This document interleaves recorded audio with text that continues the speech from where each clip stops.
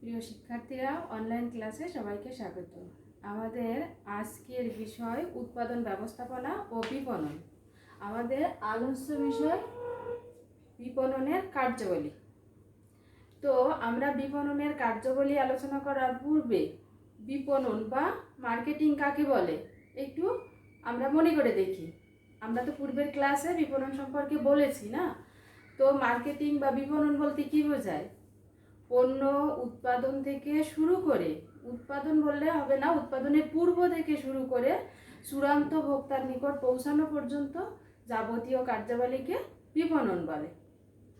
তো আমরা এখন বলবো যে বিপণনের কার্যাবলীটা কি। আমরা বললাম কি যে উৎপাদনের পূর্ব থেকে শুরু করে চূড়ান্ত ভোক্তার নিকট পৌঁছানো পর্যন্ত যাবতীয় কার্যাবলী, এই কার্যাবলীগুলো কি সেইগুলো নিয়ে আমরা এখন আলোচনা করব। তো আমরা একটু ভাবি, সকালে ঘুম থেকে ওঠার সাথে সাথে যখন আমরা নাস্তার টেবিলে যাই, আমাদের নাস্তার টেবিলে ডিম, রুটি এগুলো চলে আসে। আমরা কি কখনো ভেবেছি যে ডিমটা কিভাবে এলো, রুটিটা কিভাবে এলো? এগুলো আমরা কিন্তু ভাবি না। কিন্তু আমরা যদি ভেবে দেখি তাহলে আমরা দেখতে পাবো যে বিপণনের মাধ্যমেই আমরা এগুলো পেতে পারি। কারণ দেখো, ডিম তো আমার বাড়ি উৎপাদিত হচ্ছে না, কিন্তু আমি কিন্তু ডিম খেতে পাচ্ছি। তেমনি দেখা যাচ্ছে কি, আমি বিভিন্ন ধরনের আমার ঘরটা সাজাচ্ছি, ঘরটা সাজানোর জন্য বিভিন্ন ধরনের আমরা শোপিস কিনে আনছি। এখন এই শোপিসটা কিভাবে এলো?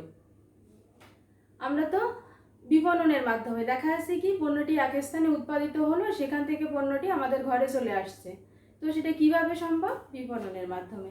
এখন এই যে আমার ঘরে আসা পর্যন্ত, ওই যেখানে উৎপাদিত হয়েছে সেখান থেকে আমার ঘরে আসা পর্যন্ত বিভিন্ন পর্যায় বা বিভিন্ন পদক্ষেপ অতিক্রম করে তারপরে কিন্তু আমার ঘরে আসে। তো এই পর্যন্ত আসা পর্যন্ত যত প্রকার কার্যাবলী সম্পাদিত হয় এগুলোকে সব বিপণনের কার্যাবলী বলে। তাহলে আমরা বিপণনের কার্যাবলীটাকে একটু এভাবে বলি যে ভোক্তাদের অভাব, প্রয়োজন, চাহিদা মেটানোর উদ্দেশ্যে উৎপাদনকারীর নির্দিষ্ট লক্ষ্যে পৌঁছানোটাকেই বলে হচ্ছে বিপণন কার্যাবলী। তো এখন আমরা এই বিপণন কার্যাবলীটাকে একটু আলোচনা করব। তো বিপণন কার্যাবলী আলোচনা করতে গিয়ে আমরা এই কার্যাবলীকে আমরা তিনটা ভাগে ভাগ করি। প্রথমটাকে আমরা বলি হচ্ছে উৎপাদনের পূর্বে। আমি কি সংজ্ঞায় কি বলেছি যে বিপণন বলেছি কি উৎপাদনের পূর্ব থেকে শুরু করে, উৎপাদনের পূর্ব থেকে শুরু করে চূড়ান্ত ভোক্তার কাছে পৌঁছানো পর্যন্ত যাবতীয় কার্যাবলীকে। তাহলে আমরা উৎপাদনের পূর্বে কি কি কাজ করে থাকি সেগুলো একটু আলোচনা করব। প্রথমে হচ্ছে উৎপাদনের পূর্বে।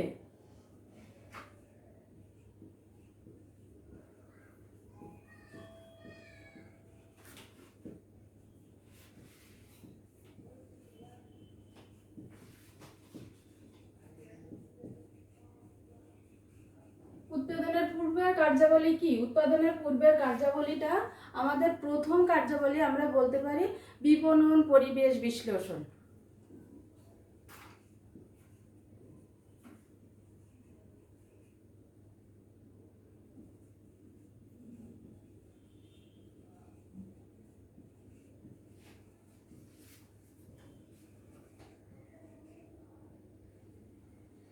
বিপণন পরিবেশ বিশ্লেষণ বলছি। তো বিপণন পরিবেশ বিশ্লেষণ বলতে গেলে আমাদের তো একটু জানা দরকার যে বিপণন পরিবেশটা কাকে বলে। বিপণন পরিবেশ, যে পরিবেশ বলতে কি বোঝায়? আমাদের চারিপাশে যা কিছু আছে তাই হচ্ছে পরিবেশ। তাহলে বিপণন পরিবেশ বলতে কি বোঝাচ্ছে? যে পরিবেশের মধ্যে বা যে এলাকার মধ্যে বিপণন কার্য সংগঠিত হয় সেটাকে বলে হচ্ছে বিপণন পরিবেশ। তো এই বিপণন পরিবেশটাকে দুই ভাগে ভাগ করা যায়। একটাকে বলা হচ্ছে সামষ্টিক পরিবেশ, একটাকে বলা হচ্ছে ব্যষ্টিক পরিবেশ। ব্যষ্টিক পরিবেশটা কি? যে পরিবেশটা উৎপাদনকারী প্রতিষ্ঠানের সাথে সরাসরি সম্পৃক্ত সেটাকে বলে হচ্ছে ব্যষ্টিক পরিবেশ। যেমন হচ্ছে উৎপাদন প্রতিষ্ঠানের সাথে কারা সম্পর্কযুক্ত? উৎপাদনকারী প্রতিষ্ঠানের মালিক, শ্রমিক, তারপরে ওখানে যারা যারা কাজ করে যাবতীয় সব কিছুই হচ্ছে ব্যষ্টিক পরিবেশ। আর সামষ্টিক পরিবেশ বলতে কি বোঝায়? সরাসরি উৎপাদনকারী প্রতিষ্ঠানের সাথে সরাসরি সম্পৃক্ত না, কিন্তু প্রভাব বিস্তার করে, তো সেটাকে বলা হয়েছে সামষ্টিক পরিবেশ। তাহলে আমরা এখানে কি বলেছি যে বিপণন পরিবেশ বিশ্লেষণ। তো আমাদের বিপণনের পূর্বে আমাদের প্রথম যে কাজটি সেটি হচ্ছে কি বিপণনের ব্যষ্টিক এবং সামষ্টিক পরিবেশটা বিশ্লেষণ করা। বিশ্লেষণ করলে কি হয়, তাতে পরবর্তীতে বিপণন কার্য সফলতা আনতে সুবিধা হয় এবং বিপণনের ভবিষ্যৎ সম্পর্কে বুঝতে সুবিধা হয়। এটা ছিল আমাদের প্রথম কাজ। দ্বিতীয় কাজটা হচ্ছে ক্রেতাদের চাহিদা শনাক্তকরণ।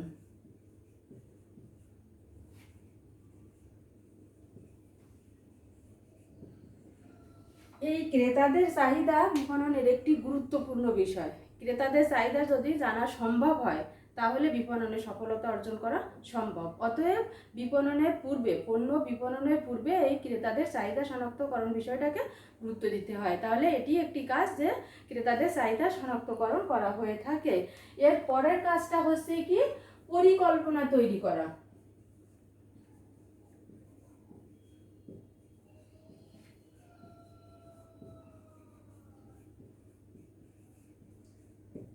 পরিকল্পনা তৈরি, আমরা পরিকল্পনা বলতে কি বুঝি? পরিকল্পনা বলতে বোঝায় যে ভবিষ্যতে আমরা কাজটা কিভাবে কি করব সেই সিদ্ধান্ত নেওয়াটাকে বলা হচ্ছে পরিকল্পনা। তো বিপণনের পূর্বে পরিকল্পনাটা অবশ্যই গুরুত্বপূর্ণ, কারণ পরিকল্পনা যদি সুষ্ঠু এবং সঠিক হয় তাহলে বিপণনে সফলতা অর্জন করা সম্ভব। এবং সুষ্ঠু পরিকল্পনার মাধ্যমে আমার কী ধরনের পণ্য উৎপাদিত হবে, আমার উৎপাদিত পণ্য ভোক্তাদের চাহিদা মেটাতে সম্ভব হবে কিনা, সমস্ত কিছুই সুষ্ঠু পরিকল্পনার মাধ্যমেই সম্ভব। অতএব আমাদের উৎপাদনের পূর্বে এই কাজটি করতে হয়, পরিকল্পনা তৈরি করা। এর পরের কাজটা হচ্ছে কি পণ্য উন্নয়ন।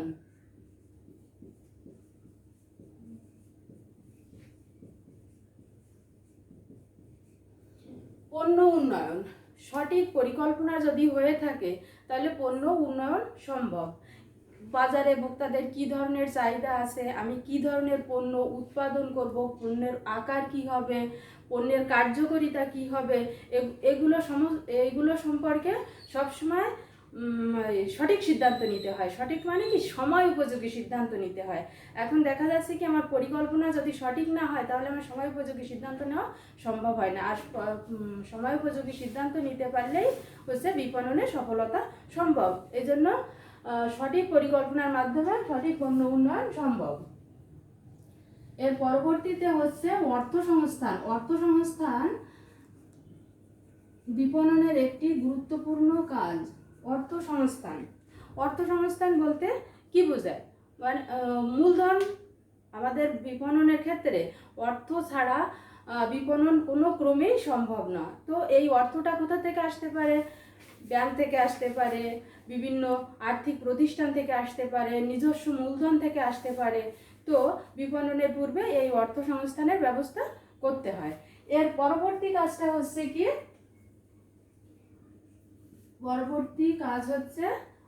কাঁচামাল ক্রয় করা।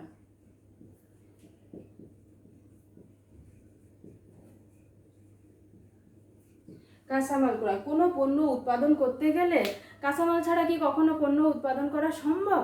এজন্য আমাদের পণ্য উৎপাদনের পূর্বে আমাদের সঠিক কাঁচামাল সঠিকভাবে ক্রয় করাটাই হচ্ছে আমাদের একটা উৎপাদনের পূর্বের কার্যাবলী। অতএব কাঁচামাল যদি আমার কোনো পণ্যের কাঁচামাল যদি সঠিক হয় তাহলে পণ্যটি আমি ঠিকমতো উৎপাদন করতে পারবো এবং সঠিকভাবে ক্রেতাদের পছন্দ বা চাহিদা মেটাতে পারবে।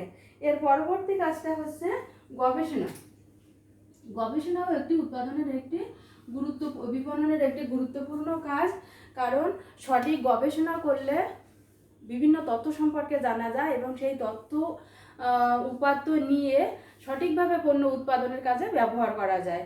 অতএব বিপণনের পূর্বে আমাদের গবেষণা কাজটিও করতে হয়।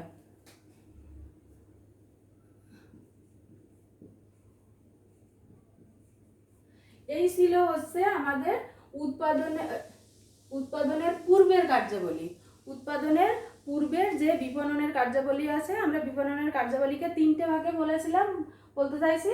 প্রথম কাজটা হচ্ছে উৎপাদনের পূর্বের কার্যাবলী। উৎপাদনের পূর্বে বিপণন এই সমস্ত কার্যাবলী করে থাকে। এরপরে হচ্ছে আমাদের উৎপাদনের পরের কার্যাবলী, পরবর্তী কার্যাবলী।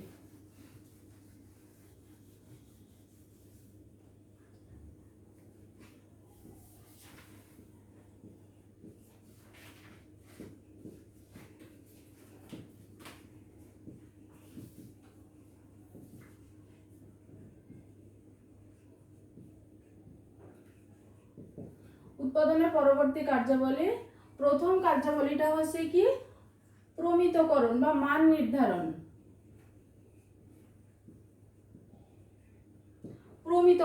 প্রমিতকরণটা কি?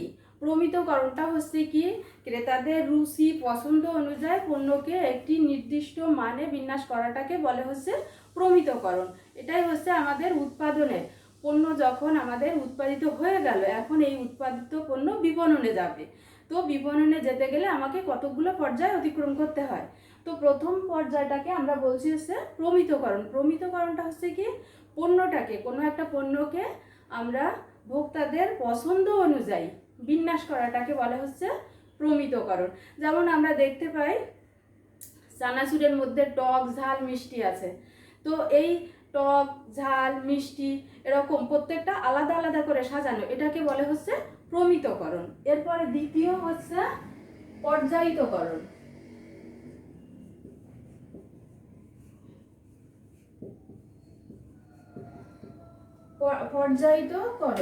পর্যায়িতকরণটা হচ্ছে কি মানের ভিত্তিতে নির্দিষ্ট শ্রেণীতে দেখা যাচ্ছে কি যে যেটাকে বলা হচ্ছে গ্রেডিং, মানে হচ্ছে কি বড় ছোট এভাবে বা নির্দিষ্ট নির্দিষ্ট সাইজে এরকম একটা নির্দিষ্ট পরিমাপে সাজানোটাকে বলা হচ্ছে পর্যায়িতকরণ। তাহলে আমরা প্রথম স্টেপে পণ্যটাকে মান নির্ধারণ বা প্রমিতকরণ করা হলো, তারপরে পর্যায়িতকরণ করা হলো, এরপরে হচ্ছে পণ্যটিকে গুদামজাতকরণ।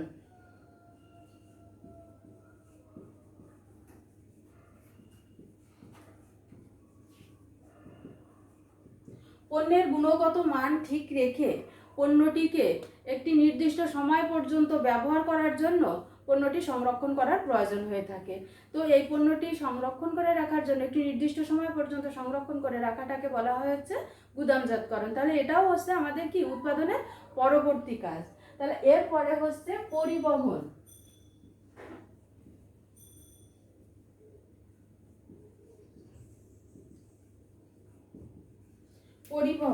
পরিবহনের মাধ্যমে কি হয় স্থানগত উপযোগ সৃষ্টি হয়। পরিবহনের মাধ্যমে এক স্থানে উৎপাদিত পণ্য বিভিন্ন স্থানে সরবরাহ করা সম্ভব হয়ে থাকে। তো একটি পণ্য যে এলাকায় উৎপাদিত হয়, উৎপাদিত পণ্যটি আমার সমস্ত ভোক্তাদের কাছে পৌঁছানোর জন্য পরিবহন একটি গুরুত্বপূর্ণ মাধ্যম। তো পরিবহনের মাধ্যমে পণ্যটি আমার চূড়ান্ত ভোক্তার কাছে পৌঁছাতে পারে। তো উৎপাদনের এই কাজটি হচ্ছে উৎপাদনের পরে পরিবহন একটি উৎপাদনের কার্যাবলী। এরপরে হচ্ছে মোড়কীকরণ।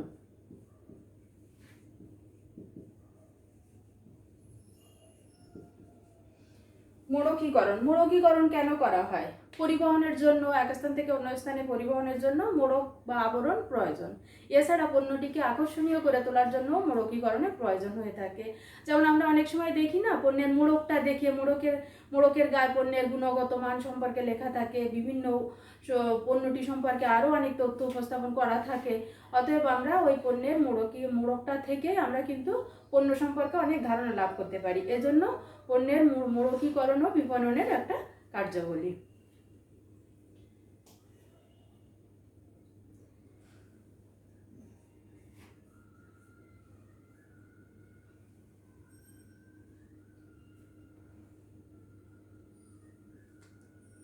এরপরে হচ্ছে পণ্যের মূল্য নির্ধারণ।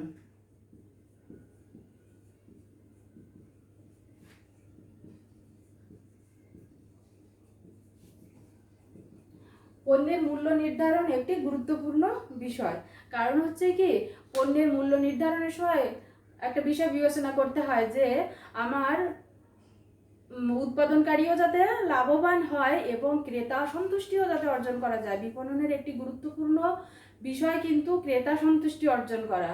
কারণ হচ্ছে কি পণ্য বিপণনে যেতে গেলে আমার পণ্যটি ভোক্তার কাছে যখন পৌঁছানোর পর আমাকে ক্রেতা সন্তুষ্টির প্রতি কিন্তু অত্যন্ত গুরুত্ব সহকারে বিবেচনা করতে হয়। অতএব পণ্যটি ক্রেতা সন্তুষ্টি অর্জন করার জন্য পণ্যটি ক্রেতাদের ক্রয়ের সামর্থ্যের কথা বিবেচনা করে কিন্তু আমাকে মূল্য নির্ধারণ করতে হবে। আবার এদিকে বিবেচনা করতে হবে যে উৎপাদন খরচ বেশি না হয়ে যায়। উৎপাদন খরচ যদি বেশি হয়ে যায় পণ্য উৎপাদনের ক্ষেত্রে, সেক্ষেত্রে আবার পণ্যের মূল্য কিন্তু কম নির্ধারণ করা কঠিন হয়ে পড়ে। আর পণ্যের মূল্য যদি বেশি হয়ে যায় তো সেই পণ্য বাজারে কিন্তু চালানো অনেকটা কঠিন হয়ে যায়। সেজন্য পণ্যের মূল্য নির্ধারণের ব্যাপারটাও বিবেচনা করতে হয়, পণ্যের উৎপাদন খরচটা বিবেচনা করতে হয়, করে তারপরে হচ্ছে পণ্যের মূল্য নির্ধারণ করতে হয়।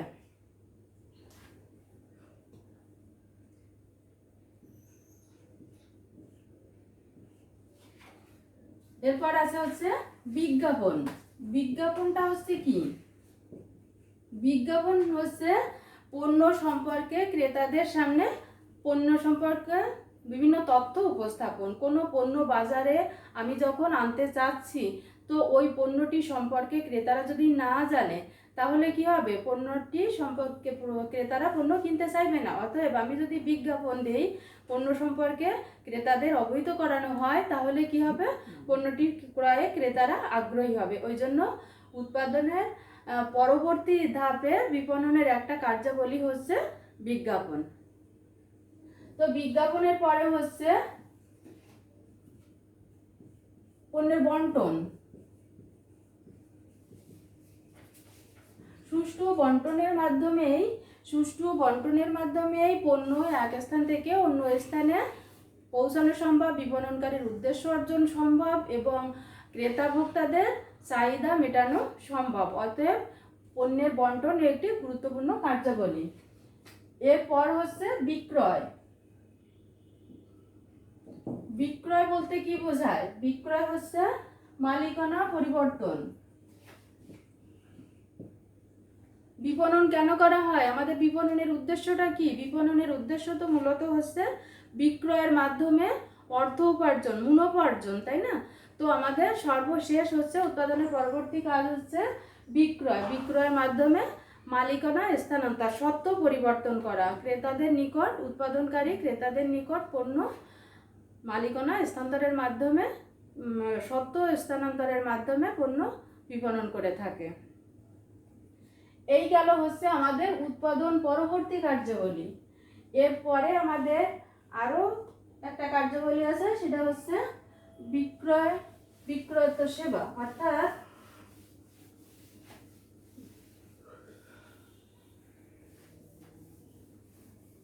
বিক্রয়োত্তর কার্যাবলী।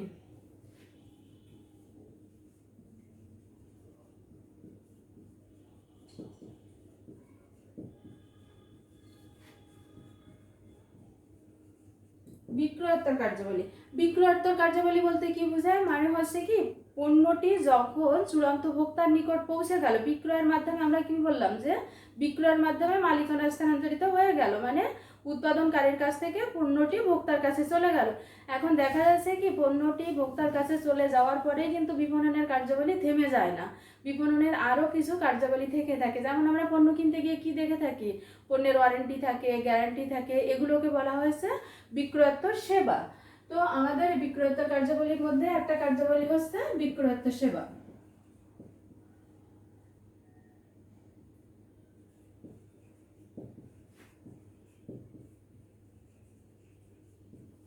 বিক্রয়োত্তর সেবা। বিক্রয়োত্তর সেবাটা কি?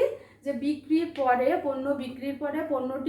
পণ্যটির মাধ্যমে বিভিন্ন প্রকার সেবা প্রদান করা। যেমন হচ্ছে কি, যদি বিভিন্ন, এটাকে বলা হচ্ছে গ্যারান্টি, ওয়ারেন্টি, এগুলোকে বলা হচ্ছে বিক্রয়োত্তর সেবা। একটা নির্দিষ্ট সময় পর্যন্ত কিছু সুযোগ সুবিধা প্রদান করা, ওই পণ্যটি সম্পর্কে নির্দিষ্ট সময় পর্যন্ত কিছু সুযোগ সুবিধা প্রদান করাটাকে বলা হচ্ছে বিক্রয়োত্তর সেবা। এরপরে হচ্ছে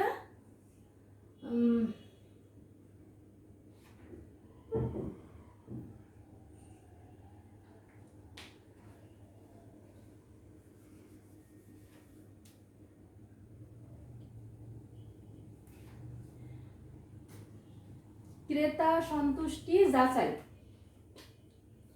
ক্রেতা সন্তুষ্টি যাচাই। আমি একটি পণ্য বিক্রি করার পর আমার পণ্যটি ক্রেতারা কিভাবে নিল, পণ্যটি নিয়ে ক্রেতারা কতটুকু লাভবান হচ্ছে বা কতটুকু সুবিধা পাচ্ছে, এটা যাচাই করা হচ্ছে বিপণনের একটা কার্যাবলী। এটাকে বলা হয় হচ্ছে ক্রেতা সন্তুষ্টি যাচাই। এবং সর্বশেষ কাজ হচ্ছে সংশোধন।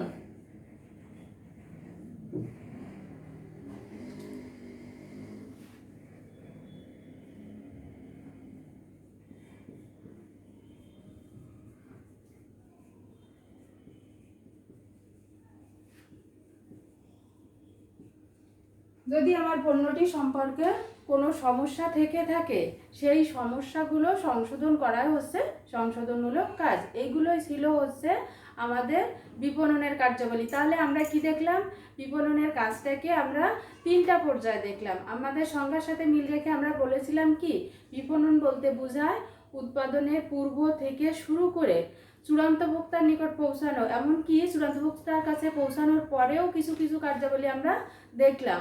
তাহলে সেই সংজ্ঞার সাথে মিল করে আমরা বলছি বিপণনের কার্যাবলীটাকে উৎপাদনের পূর্বের কিছু কার্যাবলী, উৎপাদন পরবর্তী কিছু কার্যাবলী এবং চূড়ান্ত ভোক্তার কাছে পৌঁছানোর পরেও কিছু কার্যাবলী সম্পাদন করে থাকে। এগুলোকে বলে হচ্ছে বিপণনের কার্যাবলী। তো আমরা আজ বিপণনের কার্যাবলী সম্পর্কে জানলাম। পরবর্তীতে আমরা বিপণনের আরো বিষয় নিয়ে আলোচনা করব। আজ এই পর্যন্ত। সবাই ভালো থাকো। সবাইকে ধন্যবাদ।